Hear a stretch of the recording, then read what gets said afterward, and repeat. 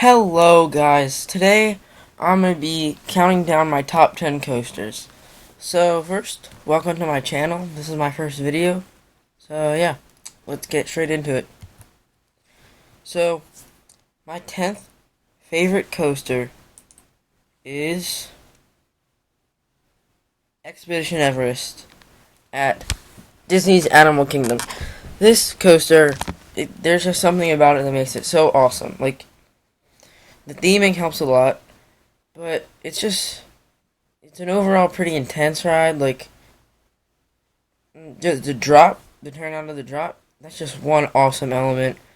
The indoor section, when you're going backwards, I don't even know what element that is, but it's pretty forceful. And the trains are cool. It's just a really fun, pretty long ride. Something Disney's good at. My next favorite coaster is Alpengeist at Busch Gardens, Williamsburg.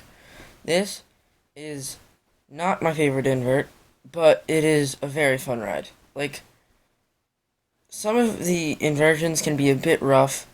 The mid-course brake run is pretty bad, but it's an intense ride. I love the color scheme, the theming.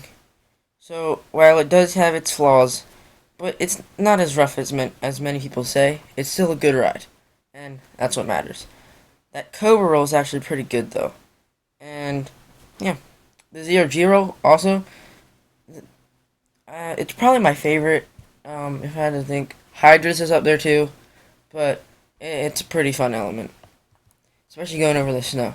So this may shock you, but my favorite coaster at the park, yes, my favorite, is Loch Ness Monster. This is my number 8, and it's just such a fun ride. Like, the loops, they're intense. They're just so awesome to look at. Like, they're the only interlocking loops in the world, and there's like never been. It was the first and only. The triple, double, whatever the helix is in that tunnel, it's intense, long, fun. The drop actually gives some nice ejector air. It's a long ride, which, as you can see, that's something I definitely like. And, it's just a fun ride. Like, some people may consider it more of a family coaster, kind of, like, because besides the two loops, it doesn't really do much, but it's like a low thrill coaster, yet it's still an awesome ride. My next favorite coaster is Bizarro at Six Flags Great Adventure, and this is such a fun floorless coaster. Like, the drop isn't the best, but all the inversions are average or above average. The Zero G roll isn't too good compared to others, but the Cobra roll has some nice whip. The loop gives nice hang time. The corkscrews depends on how it's running. Sometimes they're intense, sometimes they give hang time, but they're always smooth for me. If you're not in the back, it's going to be a smooth ride. One of the smoothest, actually, from my experience, because this is my home park. So, yeah. This is a really fun ride. And I like how it goes through the woods, unlike Scream at Magic Mountain. And it just makes it a lot better ride. And probably one of the better floorless coasters. My next favorite is my favorite floorless coaster, Hydra, at Dorney Park. This is such an amazing ride. The JoJo roll is amazing. It gives some amazing hang time. The drop gives some air time. The dive loop, what's it called? That weird dive loop thing isn't that fun. I mean, it's fun, but it's not. It could easily be better. But the Cobra roll's good, gives hang time. The Zero G roll is definitely my favorite. It's so fun and whippy while also giving hang time. The corkscrews are a bit uninspired, though. I would have much rather them be like a loop or something, but it's still an awesome ride. Next is the better B&M in the park, Talon, which is my favorite invert.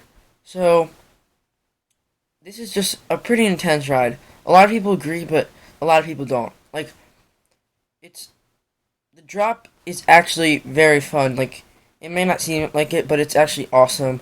The loop, what's it called? Immelman, I think, or maybe it's a dive loop, whatever. And the Zero G, they all start off the ride great. They're all intense. and it's just so smooth. Like, I don't know, it's just really weird how smooth it is. It honestly might even be too smooth. But then you get into the best part of the ride, where you drop down and go into this intense turn, some more intense turns, and a super whippy corkscrew. It's just so intense, so fun, and it really ends the ride well. Also, this ride has it's just beautiful. The color scheme's great. There's so many good angles to look at it from, and it just dominates the sky at Dorney. My fourth favorite is Big Thunder Mountain. This ride is so fun. I love it so much. I My last visit to Disney, it ran so well. It was some of the turns were pretty intense, had some nice laterals.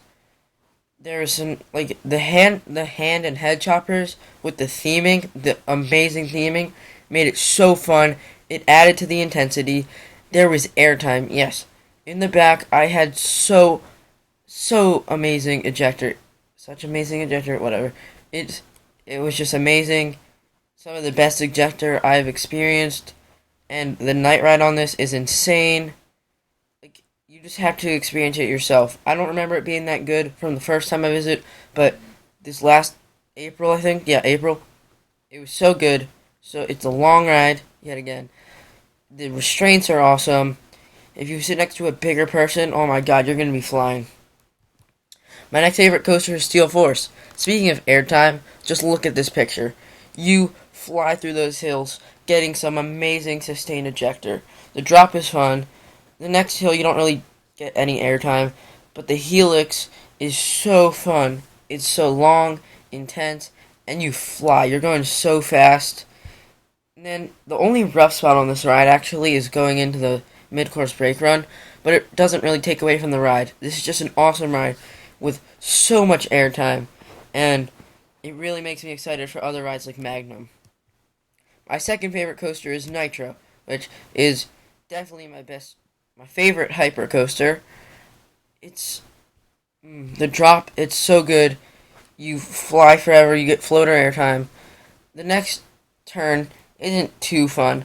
If you're in the right seat, I think the farthest when you enter the station in the back row, that makes it pretty special. But the next two hills give nice floater. The Hammerhead turn is pretty intense. I don't see the hype about it. Maybe Mako's is better or Behemoth's, but it's just not that good. It's not that amazing like everyone says it is. But the Helix, that's amazing.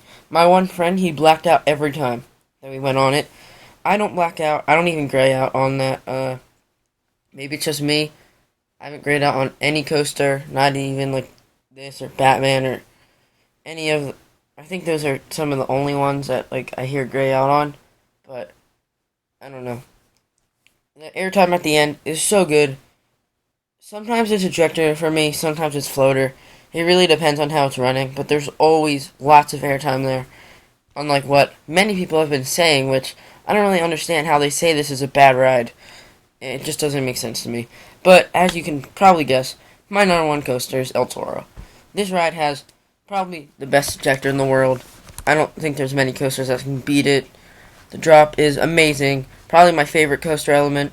The Rolling Thunder Hill. It hurts, but it's so fun. The turns are intense. The ride actually feels pretty long. It's just definitely one of the world's best coasters. Do I think it's overrated? A little bit.